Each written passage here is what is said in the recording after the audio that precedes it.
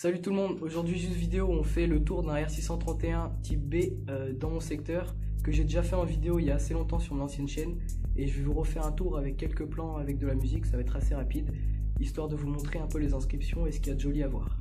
Allez, c'est parti. Voilà, je commence ici avec le sas d'entrée entre la salle de tir ici parce qu'en fait ce blocos on peut rentrer que par la salle de tir et ici un petit stock à munitions. Voilà, une porte blindée qui est d'ailleurs toujours en mouvement.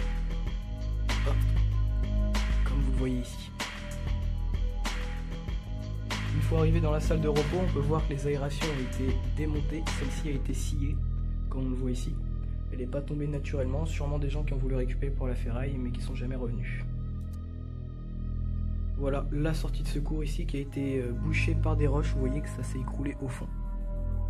Ici, quelques petites aérations qui sont toujours installées dans le bloc et des fixations ici que j'éclaire pour les lits. Comme nous sommes dans la salle pour les bannettes, la salle de repos des soldats. Ici, on arrive sur une porte blindée qui est toujours datée 1940. Qui avait donc ici une petite ouverture pour observer ce qui se passait, qui était avant recouverte de verre. Bon, maintenant elle a été cassée. Voilà, ici c'était donc l'entrée normalement du bunker. Vous avez ici le premier sas.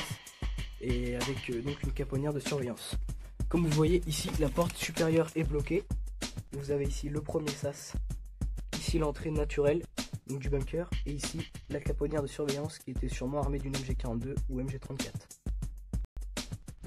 Porte blindée, ici encore une. Cette fois-ci elle ne bouge pas. Et donc nous avons, hop, nous accédons à une caponnière ici qui avant donc menait sur l'air libre en fait, c'était le côté où on rentrait normalement et qui était encore une fois armé ici avec une MG42 ou 34, histoire de sécuriser l'entrée du bloc. Nous avons ici une aération, voilà, une deuxième ici. Hop, on continue. Hop, voilà donc l'entrée normalement du bunker qui a été bouchée, donc là ici ça débouche directement sur le chemin. Nous avons ici la sortie de la caponnière dont on était tout à l'heure, on était juste là sur le point avant. Voilà, tout a été bétonné ici après guerre. Et juste en haut ici, c'est le chemin. Voilà, ici je suis à l'entrée du tout-bloc. Tout-bloc qui est bouché, maintenant je peux plus accéder, vous voyez, c'est trop petit pour moi. Voilà, entrée du bloc ici, entrée du tout-bloc de surveillance du bloc. Une aération ici, et voilà, caponnière juste là. Voilà, me revoilà ici dans la salle de tir avec les inscriptions ici pour indiquer le calibre du canon, l'embrasure pour le canon de 47 mm et ici donc les inscriptions que je vais vous montrer en détail après avec la musique. Voilà, ici deuxième inscription, troisième en haut ici avec l'aération tournante qui est bloquée absolument, maintenant on ne peut plus la bouger. Et une quatrième ici inscription, un peu effacée.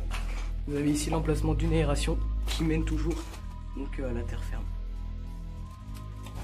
Et voilà l'embrasure.